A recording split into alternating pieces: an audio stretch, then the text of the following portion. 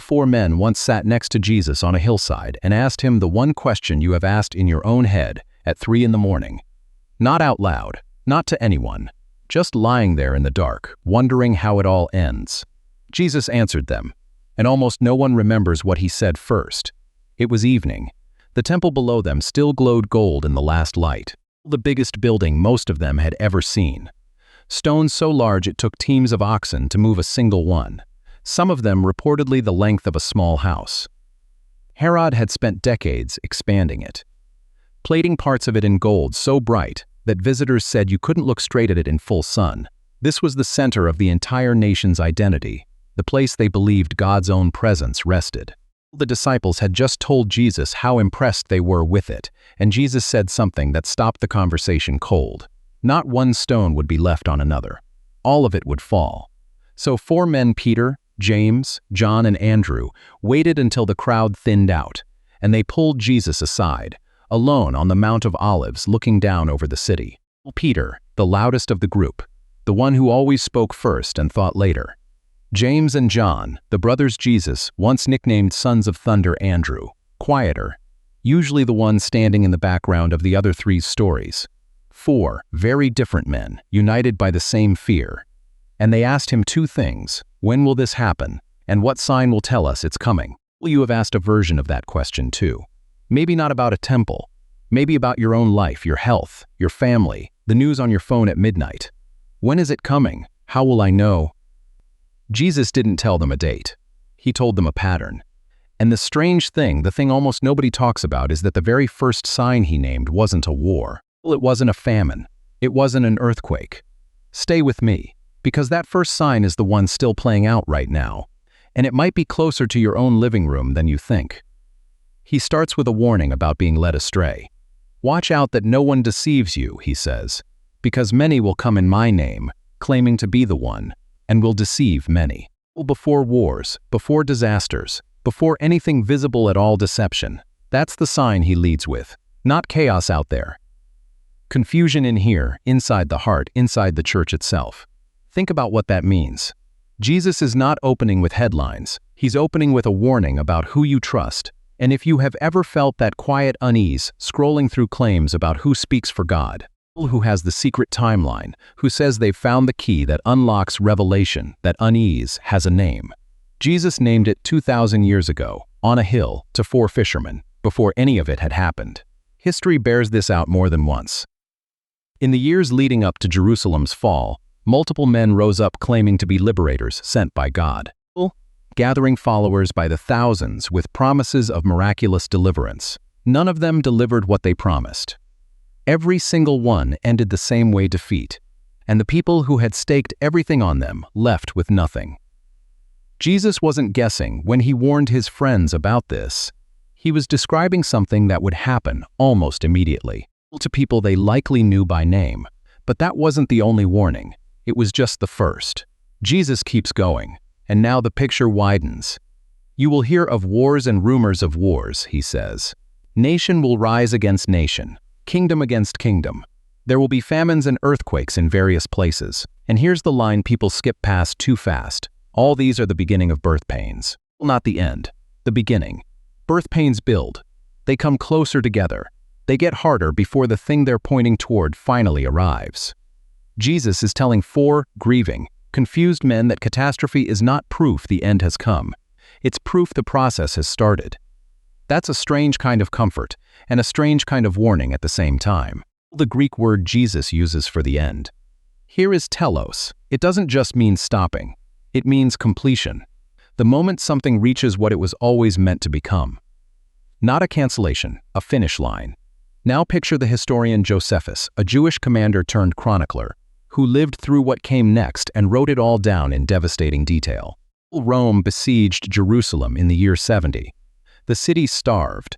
The temple, the one the disciples had admired that evening, burned, and its stones were pulled apart so completely that Jesus' warning came true almost to the letter. Not one stone left on another. Here's what most people miss. Jesus wasn't just describing some far-off future. He gave his own followers a way out before it happened. When you see Jerusalem surrounded by armies, he said, flee to the mountains. Don't go back for your coat. The church historian Eusebius, writing a couple of centuries later but drawing on earlier records, describes the Christian community in Jerusalem doing exactly that, receiving a warning and leaving the city for a town called Pella before the siege closed in, while neighbors who stayed behind faced starvation and slaughter. The warning wasn't abstract, it was a lifeline someone actually used, and the people who used it survived because they took a strange instruction from a rabbi seriously decades earlier. So when Jesus talks about signs, he's not just handing out theology, he's handing out something to act on. But if wars and earthquakes were the whole warning, this would be an easier list. It's what comes next that Jesus spends the most time on. And it's not about the world falling apart out there. It's about what happens inside the people who claim to follow him. Then they will hand you over to be persecuted, Jesus says, and put you to death, and you will be hated by all nations because of me. At that time, many will turn away from the faith and will betray and hate each other, and many false prophets will appear and deceive many people. Because of the increase of wickedness, the love of most will grow cold. 3 of the 4 men sitting on that hillside that evening would eventually be killed for repeating exactly what they had just heard. Peter, tradition holds, was crucified. James was executed by the sword, the first of the 12 to die, an event recorded plainly in the book of Acts. John outlived them all, exiled to a rocky island for his testimony. But even he watched nearly everyone he loved die first. Jesus wasn't describing a hypothetical to 4 strangers, he was describing, almost specifically, their own futures, sitting right there in front of him. Read that last sentence again. Not the love of the world, the love of most. Inside the community that claims his name, that is not a sign written on the sky. That is a sign written on the human heart, and it is far more uncomfortable than any earthquake, because you cannot watch it from a distance. You can only ask whether it's happening in you. This is the sign almost no one preaches on because it doesn't make for dramatic footage. There's no volcano, no war zone. Just cooling. Slow, quiet, person by person. Betrayal instead of loyalty, suspicion instead of trust. Jesus places this at the emotional center of his warning, between the wars and the climax. Like he wants it to be the thing that actually keeps you up at night, not what's happening in some other country, but what's happening between the people sitting next to you in the pew. And notice how carefully Jesus links the false prophets to that cooling. He doesn't describe them as outsiders, storming the gates. He says they will arise from within and deceive many. The danger was never only that the wolves would show up wearing wolf skin. The danger was that they would show up sounding exactly like everyone else in the room, using the same words, quoting the same verses, standing at the same pulpit while pulling people quietly away from what was true.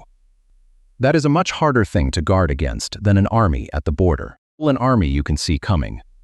A familiar voice telling you a comfortable lie. You often only recognize after you've already believed it. Yet in the same breath, Jesus gives the counterweight. But the one who stands firm to the end will be saved. And this good news of the kingdom will be preached in the whole world as a testimony to all nations. And then the end will come. Global. Every nation. Not the collapse of the message, the completion of it. Right in the middle of describing betrayal and cold love, Jesus plants a promise that the gospel itself cannot be stopped. It will reach everyone it was always going to reach. Hold that thought, because it comes back later, and it changes how the whole warning should sit in your chest. What I'm about to show you next is the part most people never actually reach when they study this passage, because they stop at the scary parts. But staying with it all the way through is the reason I made this video. Jesus moves from the general warnings into something much more specific, a sign. He says his listeners will actually see with their own eyes. So when you see standing in the holy place the abomination that causes desolation, spoken of through the prophet Daniel, he says, let the reader understand. That phrase, let the reader understand, is Jesus stopping mid-sentence to make sure you're paying attention. He's pointing back centuries to the prophet Daniel, to a defilement of the temple that had already happened once before under a tyrant named Antiochus, who slaughtered a pig on the altar itself and set up a pagan idol in the holy place, an act so shocking that it sparked a full-scale revolt among the Jewish people at the time. Jesus says something like it is coming again, and history records a second desecration, tied to the same siege Josephus described, when Roman standards banners the Jewish people considered idolatrous, since soldiers bowed to them as objects of worship were carried into the temple courts and set up where only God's presence was meant to dwell. Then Jesus says the words that should stop you cold.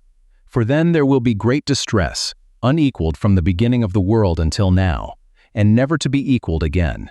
If those days had not been cut short, no one would survive.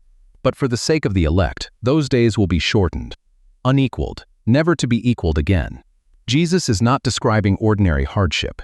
He is describing the worst period in the history of the world. And then, in the very next breath, telling you it will not last forever because God himself limits it. Even the darkest sign, Jesus' name comes wrapped in mercy. The suffering is real. The end of the suffering is guaranteed. And then the sky itself changes. Immediately after the distress of those days, Jesus says, "The sun will be darkened, and the moon will not give its light. The stars will fall from the sky, and the heavenly bodies will be shaken. At that time the sign of the Son of Man will appear in the sky, and all the nations of the earth will mourn. They will see the Son of Man coming on the clouds of heaven with power and great glory." This is the word parousia, the Greek term for arrival, for presence, used across the ancient world for the visit of a king to a city, when the king's coming was so significant that the city itself was expected to go out and meet him. Jesus borrows that royal word and applies it to himself. Not a quiet return, not a rumor, a parousia visible, undeniable, the kind of arrival every eye turns toward at once. Jesus adds one more detail here. Easy to rush past. He will send his angels with a loud trumpet call, and they will gather his elect from the four winds, from one end of the heavens to the other. Not abandonment. Gathering. Whatever else this moment includes, it includes a homecoming people collected from every direction, not left scattered. But this is where Jesus does something remarkable. Right after describing cosmic upheaval, the sun dark, the stars falling, he doesn't leave you in terror. He tells you what to do with your body in that moment. When these things begin to take place, stand up and lift up your heads, because your redemption is drawing near. Stand up. Lift your head. Not curl up, not hide. The posture Jesus commands in the middle of the most frightening imagery in the entire passage is the posture of someone watching for a friend to arrive, not someone bracing for a blow. We are close now, to the part I promised you earlier. The moment. Everything Jesus said on that hillside comes back around and locks into place. If this is landing for you, stay with me, because what comes next is the reason 4 scared men needed to hear it in the first place. Jesus tells a small story to make sure the lesson sticks. Learn this lesson from the fig tree, he says. As soon as its twigs get tender and its leaves come out, you know that summer is near. Even so, when you see all these things, you know that it is near, right at the door. A fig tree doesn't announce summer with a trumpet. It announces it quietly, a softening twig, a new leaf, easy to miss if you're not paying attention. Anyone walking past that tree in a hurry, thinking about something else, would miss it completely. Only someone who tends the tree, who checks on it, who actually cares about its condition, would catch the change early. Jesus is telling 4 fishermen, and telling you, that the signs won't necessarily be loud. They'll be the kind of thing you notice only if you're already watching, which means the posture of watching has to come before the sign does, not after. And then Jesus says something that should reframe everything you've just heard. But about that day or hour no one knows, not even the angels in heaven, nor the Son, but only the Father. No one knows, not the angels, not even Jesus himself in his humanity. In that moment, only the Father. Every single person who has ever set a date for the end, every failed prediction, every calendar built on secret math, every countdown clock has claimed to know something Jesus himself said he did not know. That should settle something in you. The goal was never to calculate the date. The goal was to be ready regardless of the date. Jesus makes this practical with one more image. As it was in the days of Noah, so it will be at the coming of the Son of Man. For in the days before the flood, people were eating and drinking, marrying and giving in marriage. Up to the day Noah entered the ark, and they knew nothing about what would happen until the flood came and took them all away. Notice what Noah's neighbors were doing. Nothing evil on the surface. Eating, drinking, getting married. Ordinary life. Somewhere in that same town, For over 100 years, by some accounts, one man had been building a massive wooden structure on dry land, warning anyone who would listen that water was coming. His neighbors had 100 years to ask why. Most of them apparently never did. The danger wasn't wickedness alone, it was distraction. They were so absorbed in the normal rhythm of living that they missed the one thing that mattered, even with the evidence standing in their own field for a century. Jesus isn't warning you away from ordinary life. He's warning you away from ordinary life without watchfulness. Here is the modern bridge, the place where an ancient hillside meets your actual life. Think about waiting for news in the middle of the night, a family member in surgery, a phone that might ring, a message that might come, and you don't know when. Only that when it does, everything changes. You don't spend that night pacing in panic, wearing yourself down before anything has even happened. But you don't sleep carelessly either, phone on silent, ringer off, unreachable. You keep one ear open. You stay dressed, in a sense, ready to move the moment you're needed. That is exactly the posture Jesus is describing on that hillside. Not paralysis, not denial. Readiness, the specific kind that lets you live a full, ordinary day and still be the first one on your feet the moment the call comes. And remember the promise from earlier, the one I asked you to hold on to. This gospel of the kingdom will be preached in the whole world as a testimony to all nations, and then the end will come. That promise and the warning about false prophets, cold love, and cosmic upheaval are not two different messages. They are one message. The world will get harder, and the message will still get through. Both are true at once. That is the tension Jesus asks you to live inside of, not resolve, just carry. Think about Peter again, the loudest of the four who first asked the question. Decades later, near the end of his own life, he wrote to scattered believers about scoffers who would come asking, "Where is this coming he promised?" And Peter's answer wasn't a new calculation. It was patience. "The Lord is not slow," he wrote. "He is patient, not wanting anyone to perish." The same man who once demanded a timetable on a hillside spent his final years telling others to stop demanding one, and to live instead like the coming could be any day, because for him by then, it very nearly was. There's one more thing worth sitting with before we close. Jesus never once, across this entire warning, tells his friends to be afraid. He tells them to watch. He tells them to stand firm. He tells them to lift their heads. Those are not the instructions you give someone you want to terrify. Those are the instructions you give someone you trust to handle hard news, well, the way you'd brief a friend before a storm, not to scare them, but to make sure they know exactly what to do when the wind picks up. 3 things to take with you. First, the factual truth.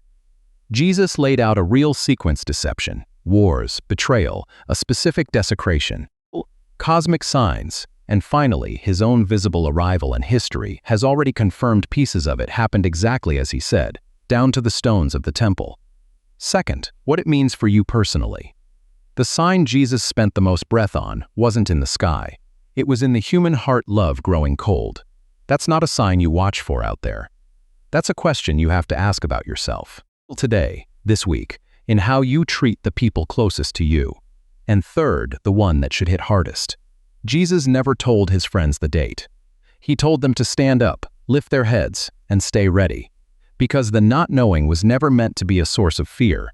It was meant to keep you close to him every single day, instead of just the day you think might be the last one. So here's the question I'll leave you with.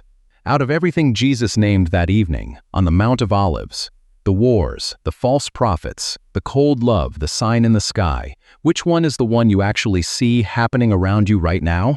Tell me below. I read everyone.